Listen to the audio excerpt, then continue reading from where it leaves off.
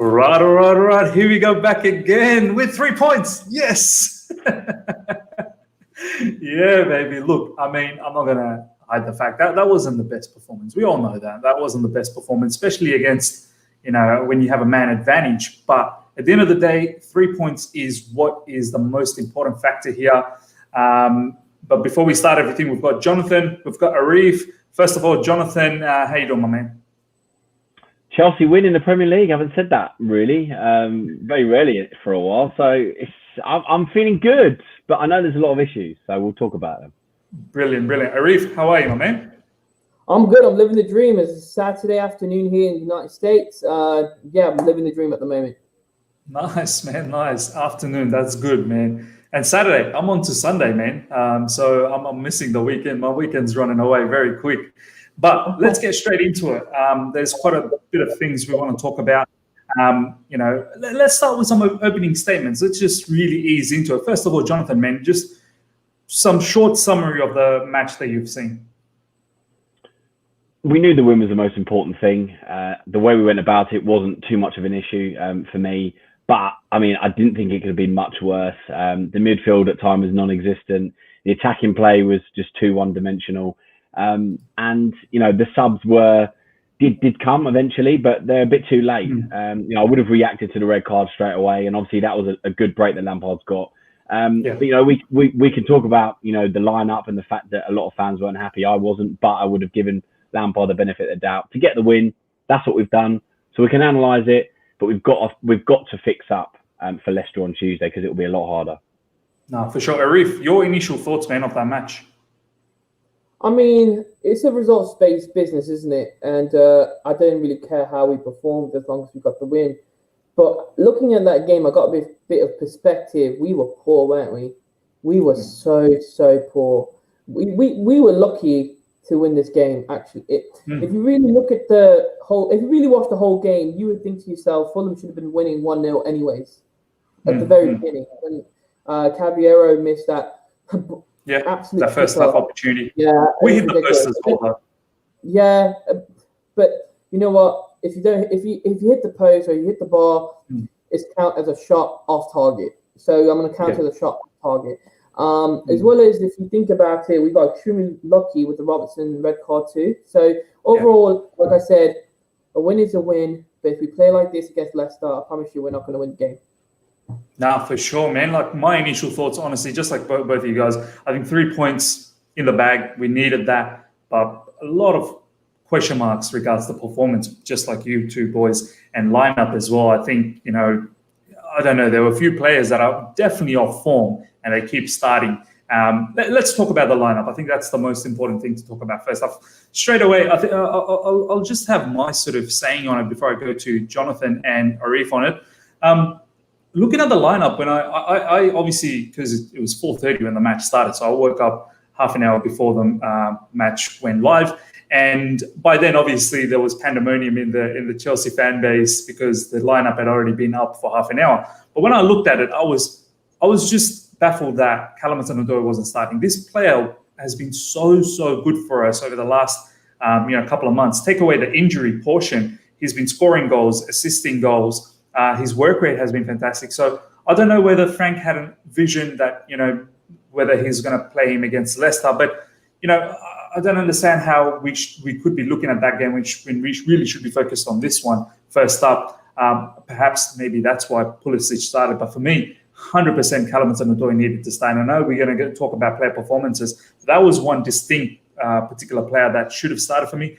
Looking at the midfield as well, which 100% was the question mark throughout this preparation for this game, because no Kante was suspended. And honestly, boys, I've never, obviously last season there was a period where Jorginho and Kovacic looked good, but later on of last season and obviously this season, that Jorginho-Kovacic pivot just doesn't work for us. And how Billy Gilmour doesn't start for us, where he's had some really good performances off the bench, was also quite strange to me. Besides that, Rudiger, I don't know whether Zuma's injured. I'm not really sure how much, break centre backs need. I don't really see how much they really run. So whether this is the fact that maybe Zuma will play next game and Thiago Silva probably takes a break. I don't know. This could be a rotation, but that was a bit strange for me as well. That Zuma and Thiago Silva probably needed to play. But then again, Rudiger probably didn't do much wrong there. Besides that, I was happy with Giroud starting. I think Werner, as we'll get onto the player performances, probably didn't deserve to start either. But yeah, Jonathan, from your perspective, man, how'd you see this lineup? Yeah, quite a few shocks. I mean, I certainly would have played Reece James because for me, James, and Chilwell are a bit more dynamic, especially, with pace and getting the balls into the box. And obviously Rudiger, I wouldn't have started him, but I get it if Lampard's going to rotate. But as soon as I saw the Jorginho at DM, I talked about it before the game about how I don't think, for this sort of game when they have intensity, it's not going to work. The fact that we don't need someone of his sort of type of player in this game. And Kovacic, I was surprised because I would have liked Havertz as some more attacking threat. Yeah, Havertz is the other one. Kovacic pretty absent throughout the whole game, so I wasn't really proved wrong on that one. But yeah, the front three, Giroud was probably the one I wouldn't have started. I would have got why Werner started because a bit of pace and movement. Abraham, I think, should have probably started. But, if you're going to play Giroud, you need to get players close to him. You need to get balls into the box. We didn't do enough of that when he was on the pitch.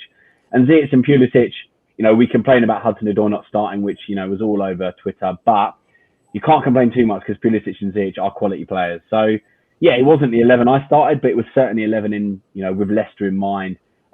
Just a little bit strange because 6 days since Morecambe, most of these players didn't play. 13 days since Man City. So do they really need a rest? Can he not play 2 games in sort of 4 days? I don't know. But it was all about, I'll take that lineup if we get a win today. Yeah. Lampard's got the win. Doesn't matter how. We've got the win.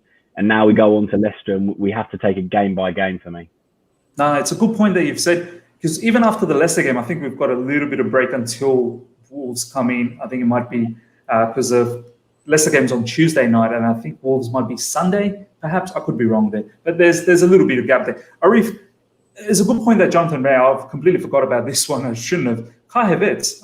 Were you surprised that Kai Havertz didn't start? And knowing that he's had some really good performances in the last couple of games off the bench? Oh, no, I was not. I was not surprised at all. If you watched it wasn't the right thing to do, by the way, to leave him on the bench. I'm just going to put that in there. If you watched our stream on the Chelsea Social, I think a couple of days ago, I had said, if I know my boy Frankie, he's going to start Jorginho and Kova together because Kante's not playing. And that's exactly what happened. All right. That was the one thing in the starting lineup that actually worried me, the fact that I saw Kova and Jorginho not starting, even more so than Callum not starting.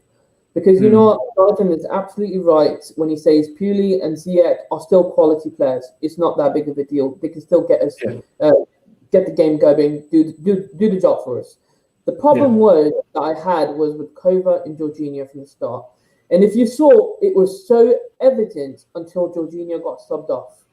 The gap between our defence and midfield was ridiculous. And then there was no link between our midfield to our attack at all. It was basically, the tactics were give the ball to Ziyech and just and let him just do everything. Yeah. And just pray for the best. And in all credit to Ziyech, he was trying. I think him, Mount were the only two players that were playing in an attacking role that were actually trying. And it's so unfortunate for Frank Lampard because he's actually my hero. That he's done this to himself a little bit in this game, because you would think to yourself, Havertz hasn't really started that many games at all, actually, except for that FA Cup game that he started. But you would think that there's been a week's gap between that game and this game, and you would expect Havertz to start this game 100%, especially after he scores a goal. You don't just bench a player after he's coming off good form. And he's an attacking outlet as well. Like he's a proper attacking outlet. There's no link between midfield and attack, and there's a huge gap between defense and midfield, and that was our issue when Fulham was attacking us. That was our issue. They were just running past our midfield like they were non-existent. We already know Jorginho's not got any legs, and we already know when Kova goes on one of his runs, he tracks back. But I tell you what, he lost the ball so many times today. It was ridiculous. Yeah, no, for sure, man. Agreed. You're right. Like, I don't know. There's a really good comment here from AD, and I kind of agree with this. That Kovac Jorginho was too defensive. As you said, Areef, this game should have had Kai Havertz. Honestly, you don't need to have Kovacic and Jorginho. You could have just the one. You could just have if you so badly wanted to play Jorginho, like someone like Jorginho, then play him. But then no need for Kovacic as well. When in essence, Kai Havertz could have done a better job here, and he's been in form. And this is the other thing that's been happening in recent times, that all this talk from Frank Lampard in regards to playing players on the basis of merit, I don't know how much of it that we're really seeing that, because obviously when you think about merit, Callum Hudson-Odoi probably should have started, Kai Havertz probably should have started. I can only sort of imagine that maybe these players are going to play against Leicester, and probably it was just a fact of rotation. That's the only thing I can think of. But moving into the next phase of the whole review, boys. Johnathan, first half, let's just look into first half before we get into the whole second half things. I thought it was quite balanced, man. I mean, we had that opportunity with Mason Mount hitting the post, but I felt Fulham, most parts of that first half was actually pretty good just before they got the red card. They were looking through, they were breaking through our midfield at will. Areef kind of mentioned that, we had no sort of link up, no chemistry in that midfield. They would just string a couple of passes, and before you knew it, they were just open straight into our centre backs areas, in our defensive areas. Surely, that, and obviously they had that opportunity as well, that clear-cut opportunity, probably a better opportunity than Mason Mount's, to go 1-0 up. That was a massive stuffer from Cavallero. Surely that particular part of that performance would worry you moving on to the Leicester game, yeah? It would. I mean, it's always tough coming up against a different formation like that, and Fulham looked very, very comfortable in that formation. They moved the ball very quickly. They transitioned from attack to defence seamlessly, and defence to attack. So it didn't surprise me. We talked about how good they were. They're confident. So it didn't surprise me how good they were. And yeah, I thought it was a fairly even first half. I thought the problem with us, everything was in front of Fulham. I get that when you've got a 5 and you've got so many players occupying the central positions. It's tough to get in behind, and Ziyech kind of pulls back. Pulisic doesn't get in behind enough. So, Giroud needs people around him. And every time we got players around Giroud, we had some success. Mount, there's a nice little flick, and Giroud had an outside of the foot shot that Areola saved. And every time we got close to Giroud, or, there was overlapping with Chilwell and Azpilicueta, that's when we looked a bit more dangerous, when we had, 3-4 players looking forward, and every time Mount joined the attack, because Jorginho and Kovacic, aren't going to join the attacks and make a difference. So, that was my issue with the first half. Could have gone 1-0 down. The red card was certainly a good break for us. But it's all in front of Fulham. There was not enough intensity. Instead of the first 10, 15 minutes, we go start quickly, and we've said this so many times, start quickly, get a goal. They settle into the game. They grow in confidence. And the last 5-10 minutes of the half, Fulham looked quite good until the red card. They went into the break, the better team. So, it's got to change against Leicester. If we do this, we're going to be found out. But to go in at 0-0 at half time isn't great in a game we needed to win, but we weren't losing, and that was the most important thing, because that, given our form of late, it gives me a glimmer of hope that we can come out in the second half, and especially against 10 men, get a goal, which we eventually obviously did. Areef, were you a bit annoyed as well with how the performance was leading up until the red card? Obviously, honestly, when I saw the red card, I was relieved that, okay, fine, maybe we can come out in the second half and try and get a goal, and we really need to win this from here. But I wasn't totally impressed by what I was seeing. Yes, as you said, Mason Mount and Ziyech probably the only one that was sort of trying something. Ziyech especially, he was trying to make something happen every time he tried to get the ball, but we were just squeezed out too much. But were you sort of annoyed that, this is our 18th game of the season, that we should really be getting into the whole motion of things and playing really good football? What was your thoughts, man? I think I just want to play a little bit of devil's advocate here. I think we know Fulham are no scrubs, basically. Yeah. They played against Tottenham. They played really well. They played against Liverpool. They played really well. So we know Fulham are at the moment, where before we came to this game, we knew that they were a dangerous side, and they're pretty good at defending. And let alone they don't even have Loftus-Cheek playing today, of course, because he comes from us. So imagine another player in the midfield that's so dominant that wasn't playing for them. So Fulham are a decent side. So I was annoyed at the fact that we weren't in control of the game fully, but I was not annoyed at the 0-0. I didn't care. Of course, I care about the fact that it was 0-0 leading up to half time. Of course, but it's just how we were playing is what was annoying me. It's just when we were going forward, there was nothing there. Like I would not, except for when Mason Mount hit the bar. Not once did I even get excited about when we were going forward, because I knew how it would end. We're going to pass it through midfield. One person's going to give it to a fullback, give it to the fullbacks, one of them, and they're going to try and cross it in. It was so obvious. So I was very predictable. When you would think with a week's break, you would think that Lampard would have some more tactics and ensued into these players. But the thing is, this season is so different, because you mentioned them is about it's been 18 games. These players should really start gelling, but it's a different sort of season, isn't it? I know it seems so far away, but realistically, we didn't have any preseason games. Are coming thick and fast. So realistically, if you think about it, we played Fulham today. Tomorrow, the players are going to get a rest. Monday, they'll go training. Tuesday's the game. Realistically, if you think about it, Monday is the only day that they're actually putting in tactics and training, and that's been like the whole season, except for this last week. So a lot of fans are talking about why are we not seeing new tactics from Lampard? Why are we not doing this? Why are we not doing that? We need to understand the situation here. One day of training and 1 day of putting tactics into this team is not enough. So I'm not frustrated when it comes to the tactics side, about the gelling side, because I understand every team is going through a rough patch. If you think about it from top to bottom, United started slow. Now they're picking up.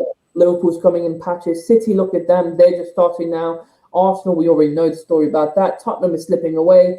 Leicester City and Southampton, trust me, they're going to slip off as well. It's just the way the season is. It's such a weird season. No, fair point, actually. Yeah, go on, man, Jonathan. Yeah.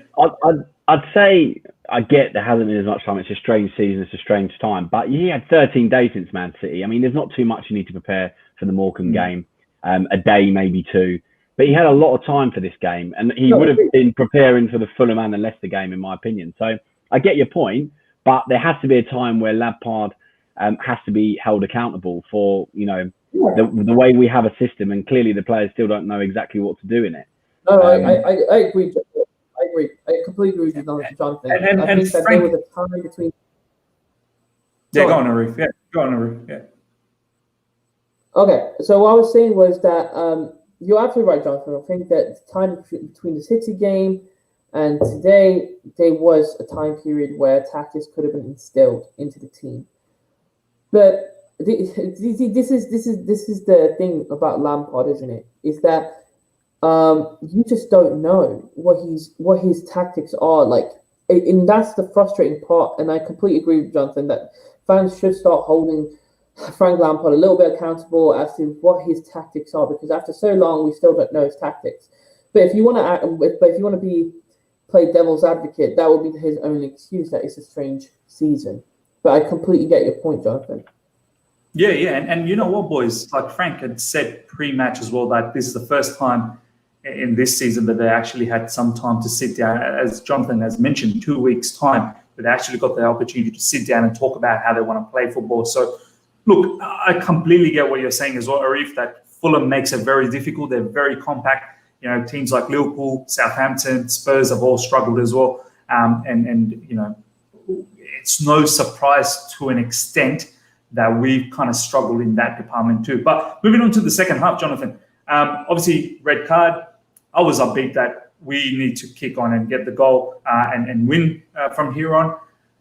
But it was sort of, the game was going on, and I think Mason Mount might have scored 65th minute or something like that. It wasn't until 70th. It was quite late. It was quite late. And that opportunity fell once again. I think it was Areola's clearance that just basically put it on the plate for Mason Mount to smash it in. So it wasn't once again like any intricate sort of movements to open them up and creating that opportunity. Yeah, kudos to Mason, honestly. I felt that, I know a lot of people have said that he played really well, and I know we're going to talk about the player performances in the first half, but for me, I thought, yeah, he played well. He did show some attacking intent, but I needed a little bit more. But I think in the second half, I did get that from him a lot more, and obviously well-deserved with that opportunity, with a volley to smash that in. And then we kind of hung on. I don't think Fulham really posed any sort of issues to us even till the end of it. And we'll talk about the subs separately, but just in overall second half, how'd you picture that? Yeah, we obviously had a lot more space and time. They kept with the back five for the majority until we scored the goal. So there was always going to be more space for the left and right back to go forward because they had less midfielders to cover. There was always going to be more space to overlap in. But we knew it was going to be very, very congested in the middle because they were going to pack everyone in there. And when the balls came in the box, which they allowed us to do, they were going to clear it. And we didn't put the balls in the box enough, even when we had 4-4-2 or 4-2-2-2, whatever you want to call it, with Abraham coming on. You know, he had the one header from the Rudiger chance.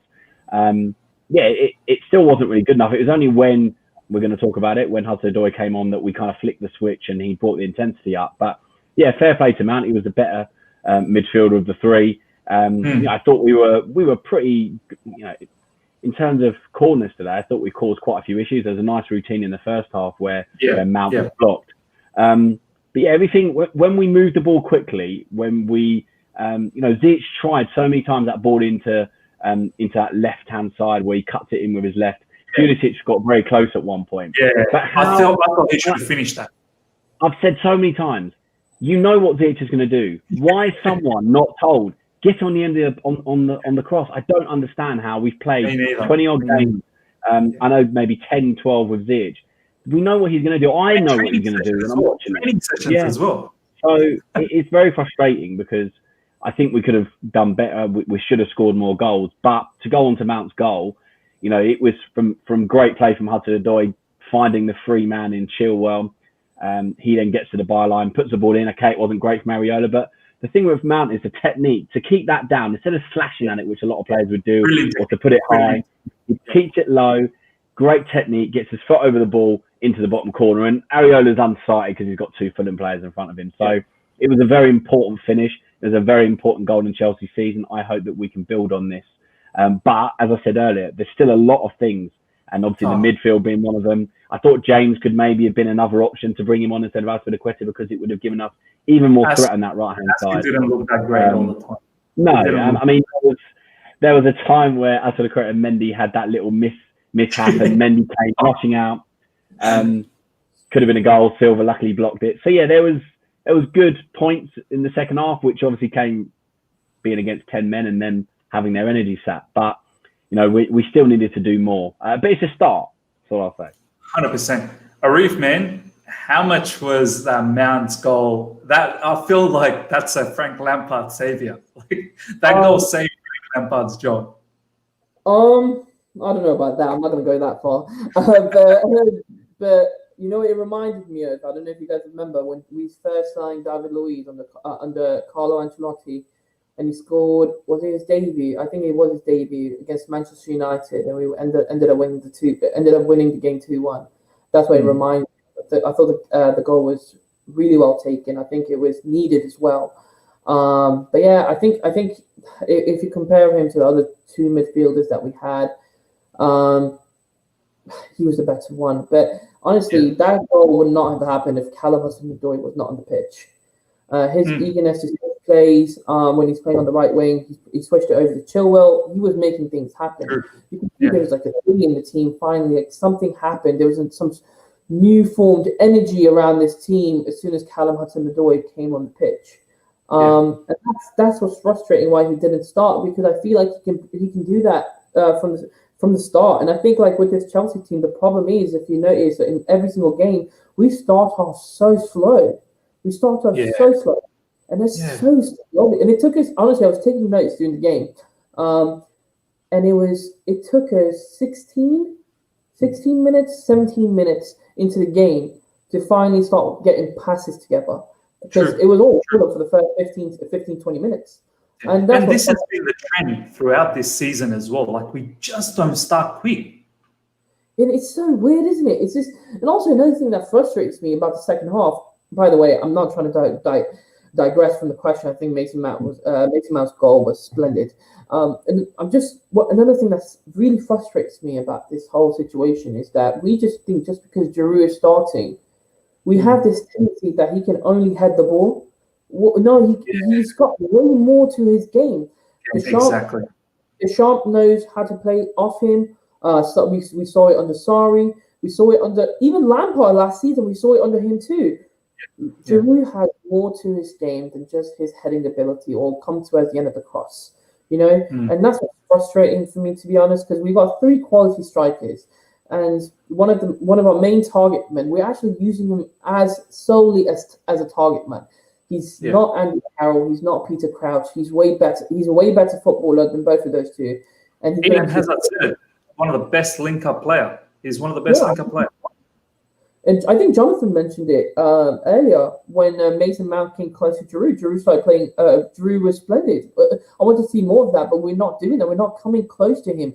We're too eager to get the ball on towards the wings, and it doesn't work. And if you have Ashby playing on the right side, why would you do that to yourself as a team? Like, we know his crossing ability he's not Reece James. We know his crossing ability isn't that great. I still remember in the second half against Fulham, he was actually in the box, and all he had to do was cross it across the goal, and he took a touch and he lost the ball, and it was so frustrating to watch with Ashby. I thought today, Ashby was one of my favorite players in the team, but today was the first time in a long time I lost my head with Ashby. I'm like, what are you doing? But honestly, special shout out to Thiago Silva too. I thought he was absolutely splendid today. Yeah, once again, Thiago Silva, standout defender. Let's get into the player performances, where we will also cover the whole substitution stuff, and we'll just alternate between the players here, between Jonathan and Areef and myself. First of all, Jonathan, let's go from the top. Olivier Giroud, your thoughts? We didn't get him into the game enough. As I said earlier, every time we got close to him, he was effective, but we just didn't play to his strengths, and that is a tendency for Lampard all season. Every striker that plays, we don't play to their strengths. It seems that every single system we have is, suited for a player that isn't on the pitch. I get why he went to the 2 up front, but it didn't last very long until it was changed. I thought Little and Large is a better option. Abraham and Werner, let's say, but yeah, even then, it wasn't fantastic. So yeah, Giroud, he needs people around him. He can't perform if he doesn't have people around him. So I'm not going to blame him for today's game, but he tried. That's all I'll say, really. No, for sure. It's what you guys have said already, that there's so much more to Giroud's game, and it feels like we're not playing to that strength at all. Areef, Pulisic, your thoughts? Oh, I did not think he was that good today. I honestly thought it was poor. I thought it was his worst game of the season. Honestly, I thought he was that bad. I thought the amount of times he lost the ball, the amount of times he couldn't dribble past players, the amount of times he gave the ball away to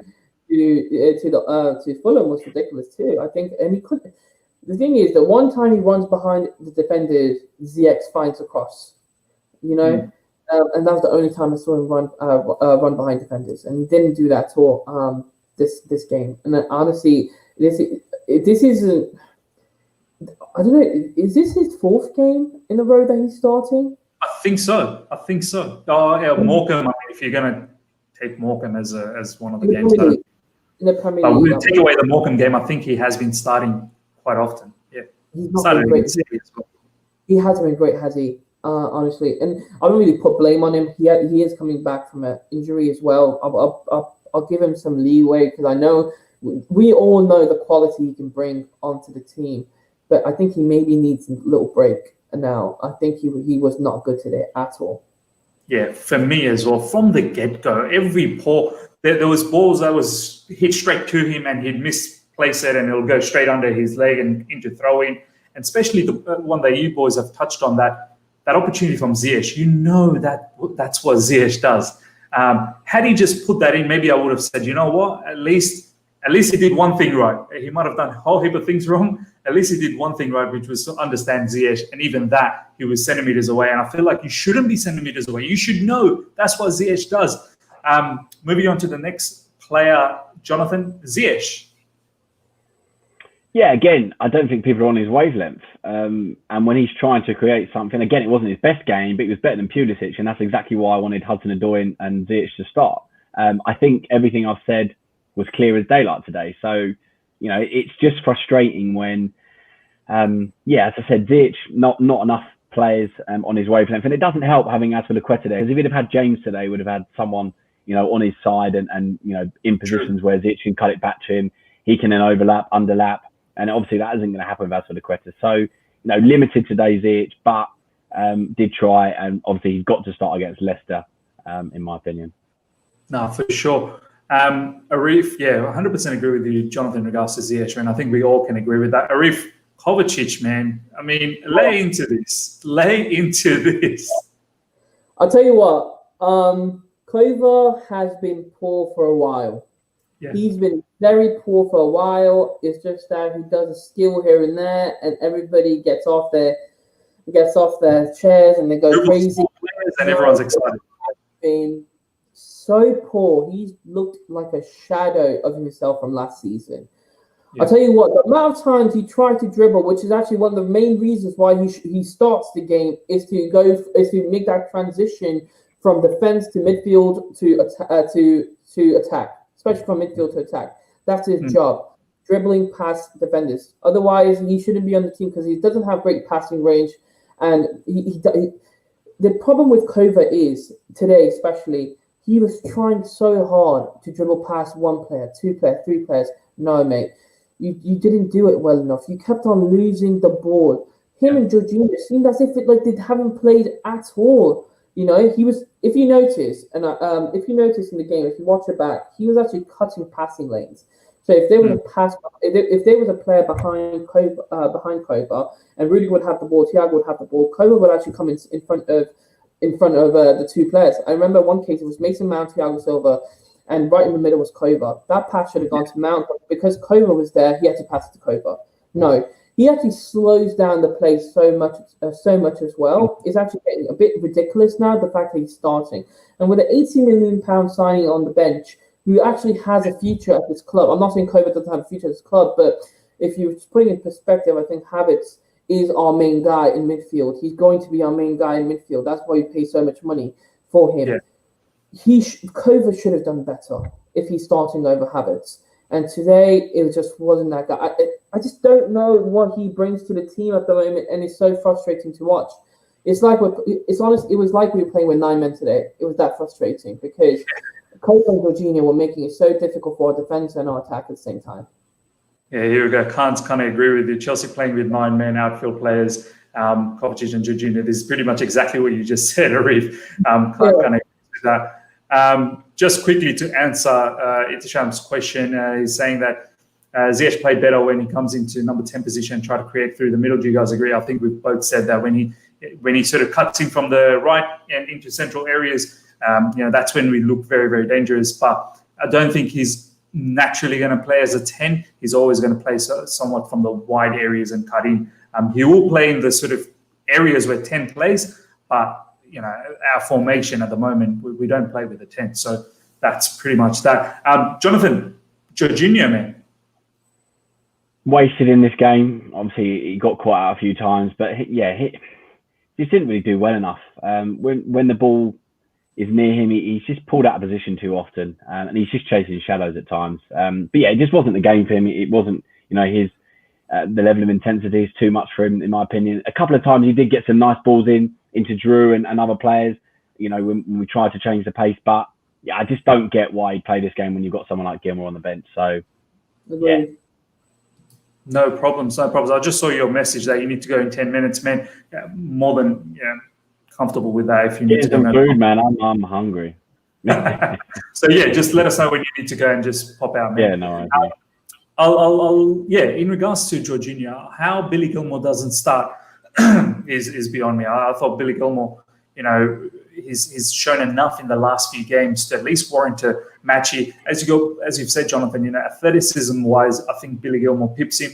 Ball progression-wise as well, Billy looks for far more, balls through the middle as opposed to Jorginho, who's looking for more sideways sort of stuff. And I'm not having a go at the sideways stuff, but I think it's what Areef said. Sometimes we just need to be quick, and it's got to be that pass straight through the middle. And I'm just sad that someone like Billy Gilmore didn't get to start this match. I don't know whether Frank was looking at perhaps experience, and I know it ended up working out. We won, but sometimes you just need to be bold and just give Billy that opportunity. And I think you might have done a better job, perhaps. I'll quickly take Mason Mount before we go into the defense. I thought Mason Mount, as I said to you boys, first off, look, overall, his energy, his attitude, even when we got that, when Fulham got that red card, he was the one who stepped up and started fighting and whatnot and stopping. So you can see that this guy is 100%.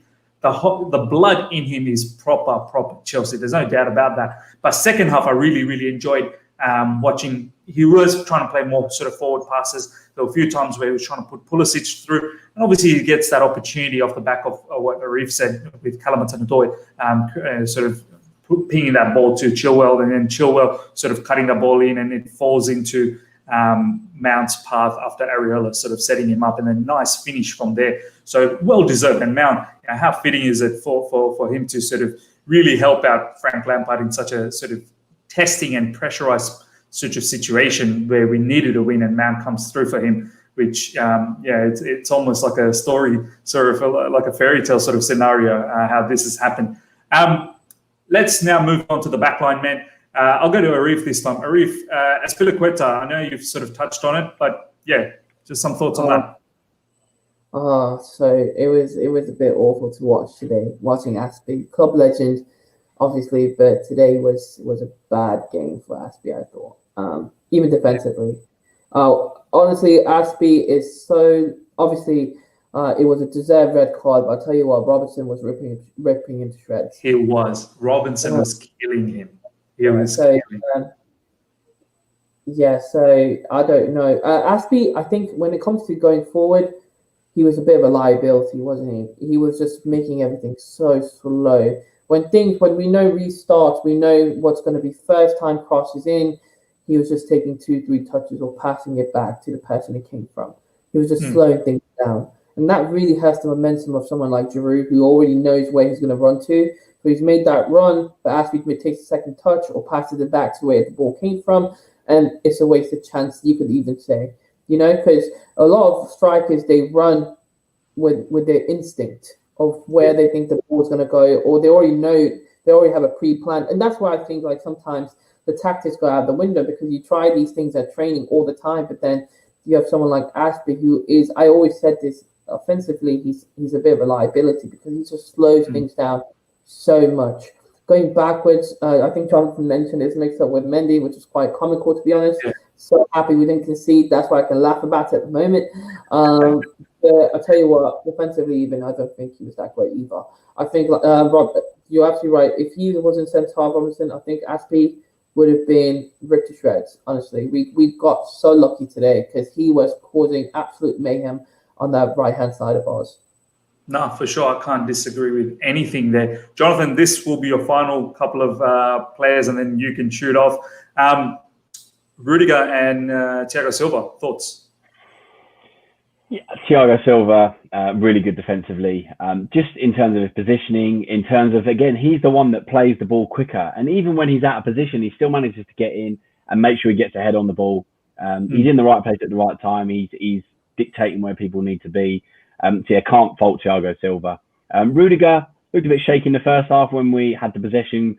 So often they were pressing us in the first half and we were playing around with it at the back. Just get rid of it quicker. I don't know why we continue to do that, but yeah, I can't complain too much. But the second half, we weren't really tested, were we? So I'm not going to judge Rudiger on this performance because I don't think it's particularly fair. It wasn't, going to be a game where he was going to be completely under scrutiny. So job done, clean sheet. So yeah, can't ask too much. Can't really ask for much. Yeah, at the end of the day, yeah, we can look at the nitty gritty of it, but at the end, as you said, job done, clean sheet. So not much to add in regards to that. Happy for you to go, man. Thank you so much for joining and providing this. I shall see you again very soon, but continue on. Yeah, no, it's just one thing I want to say. Obviously, I'll be back for the Leicester review, but make sure you subscribe to this channel. This guy puts out quality content all the time.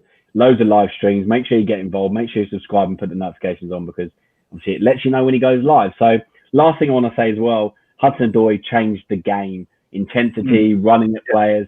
Werner, sadly, completely the opposite. Should have scored that 1-on-1. I was really disappointed with that because that's what you put your money on him doing. So yeah, the main thing though is we've scored a goal. We've won the game, kept a clean sheet.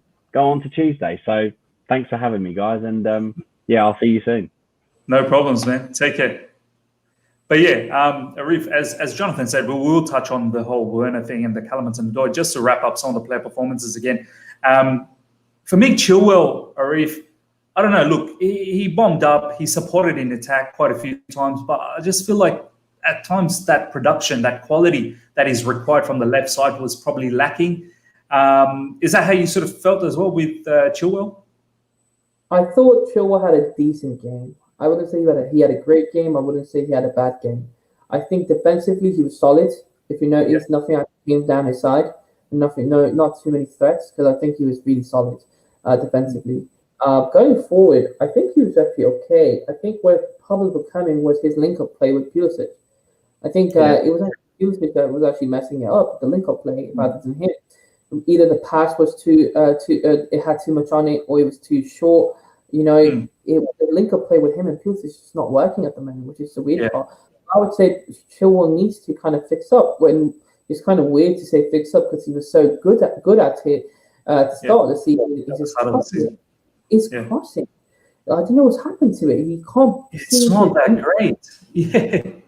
He's always hitting the first man in defense, and that's the weird thing about Ben at the moment. But overall, I wouldn't say he had a bad game. I wouldn't say he had a good game. Defensively, I thought he was sound. Going forward, I thought he was below average, I would say. But overall, whatever, decent. But like Jonathan said, it was a clean sheet, so I can't really go too much into him. So I just want to see more of him from the Leicester game because I tell you what, he's going against his old club, and I want to see him prove a point a little bit as to why we were right in acquiring him. Yeah. And you know what? Leicester fans will tell you they're happy to let go of him because they kind of don't rate him as highly as we do. But yeah, it'd be good to see him sort of put one on them.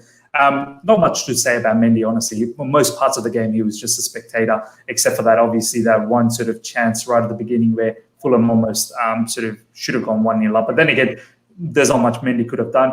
Probably the Azpilicueta situation, that would have been comical, as we've kind of touched on. So we won't dwell too much on the whole Mendy thing. Let's talk about some of these players that came off the bench. I think they really, really, especially Callum Hudson-Odoi. Man, for me, as both of you guys have sort of touched on, defensive, I just love this guy's work rate. His work rate has gone off. It's really gone off the roof. And as you've mentioned already, that goal for us, that winning goal for us, he was one of the instigators from the get-go to start that sort of move. Surely this guy has to start now against Leicester. There is absolutely no excuse whatsoever.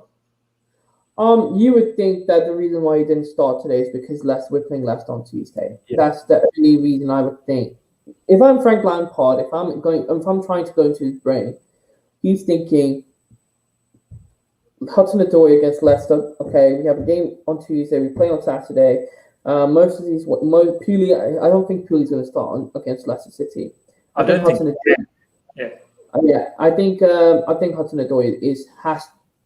has to start against Leicester, and I think he will start against Leicester.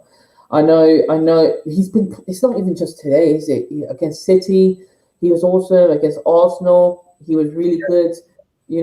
So Hudson-Odoi against Villa as well. I'd say Callum Hudson-Odoi against Villa was pretty decent too. Yeah, he was actually. I think Lampard at the moment is coming across, and it's so hurtful for me to say this because, like I said, he is my childhood hero. He's coming across as a bit of a hypocrite at the moment because if you are telling us that you are picking players off merit, then there is no way Callum Hudson-Odoi should not be in the starting 11. Well, there's no way that he doesn't start. He's by merit, I think he's number one winger. There's no doubt about that. I completely agree. I think Callum Hudson-Odoi, he was fantastic today. Again, he was our savior. Actually, if you think about it, the energy went up as soon as he came off the bench.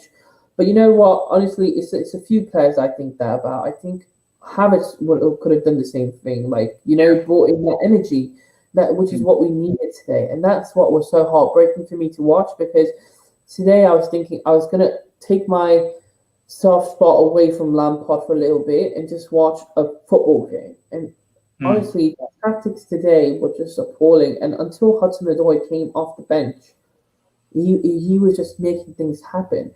And I would honestly say, and there's a special link between Ziyech and Hudson-Odoi. And you've seen this time after time after time.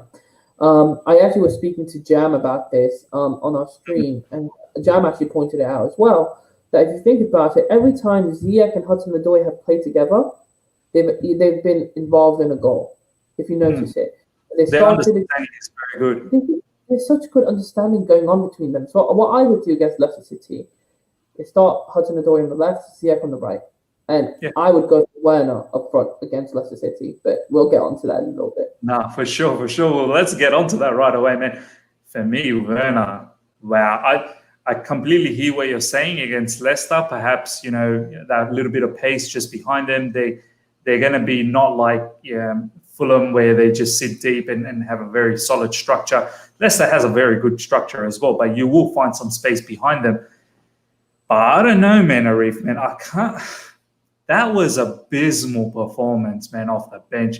That ball from Callum Hudson-Odoi, that beautiful ball from the right side to open Werner out, and Werner's first touch was so poor. I mean, all he needed to do was collect that pass from Callum Hudson-Odoi and go forward with it. Like, his first touch should have allowed him to beat the defender and just go one-on-one with the keeper. But his first touch made it so clumsy that it allowed the defender to sort of cover him, and then he missed the ball anyway. And then there was that other chance where he was put through. Classic Werner Leipzig opportunity, where he gets the ball behind the defense, one-on-one with the keeper, and he sprays it wide. Yeah. I don't know how we can advocate on this player to start. Like, off the back of that, I don't know how we can say you deserve to start. No, you can't. You can't. I think Tammy. If you really think about it, I think the striker that deserves to start on that basis is Tammy, probably, out of anybody. To be honest, Tammy didn't have any impact on this game either off the bench. I think that Tammy's actually been decent this whole season. Every time he's played. True. If you look at the season, yeah.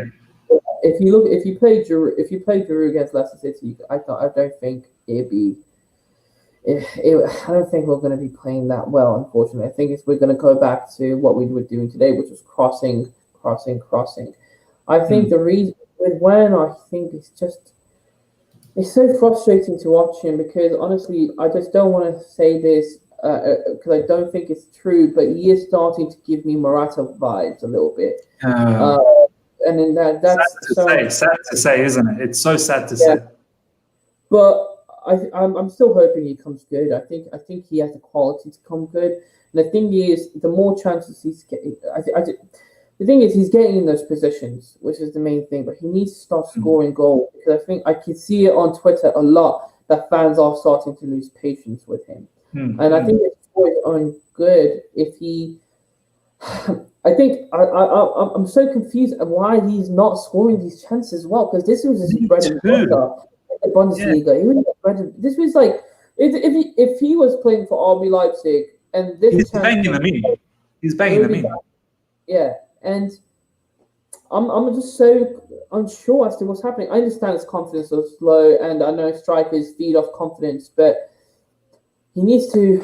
I don't know. He needs to find that confidence quick, because if he doesn't, I don't see him starting for a while if he keeps on missing these chances, because it's been going on for a hot minute. Yeah. I remember it started against Leeds when he missed that open goal right off the line, and it's been going on since then. And it didn't help the fact that he played on the left side of the pitch for like the longest period of time, and that's on the manager, of course. That wouldn't help him at all either.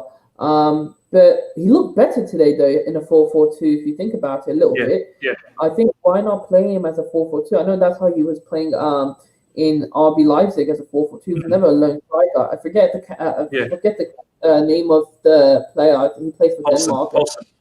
Yeah, that's it. He plays with him up front with 4-4-2, and I think do the same thing with Tammy and with Werner. Just try something different a little bit, because he looked really good today. Like not his finishing, but everything else except for that one first touch that you just mentioned. But everything else, like in terms of like his running ability, he looked pretty sharp. I think I would personally start him against Leicester. I think the game is going to be a lot more open. He's going to get a lot more chances to run in behind. Because also bear in mind, is he's the only player that runs in behind. He's one of our only strikers that runs in behind defenders. You know, and that's something that we're missing because Puli's not giving us that. Ziyech is obviously not giving us that because he's the guy who finds the players that are running behind the defenders. One is the only guy that gives us that, and that's a big part of any offense, and we need that. And I'm hoping Timo starts coming good soon, but let's see. Man, look, I've got no issues with his intensity. He always looks up for the game. It's never that he's lazy or anything like that. I'm just really concerned about his finishing now because I hear you in regards to starting against Leicester, but can you put your hand on your heart and say those opportunities falling for him against Leicester that he's going to bang him in? This is where it becomes an issue for me, where I need to see this guy putting these opportunities. Like today, had he just put at least one opportunity, because he at least had 2 chances today. If he just put that one opportunity, especially that one where really that was very much RB Leipzig-esque sort of situation, one-on-one from the left side.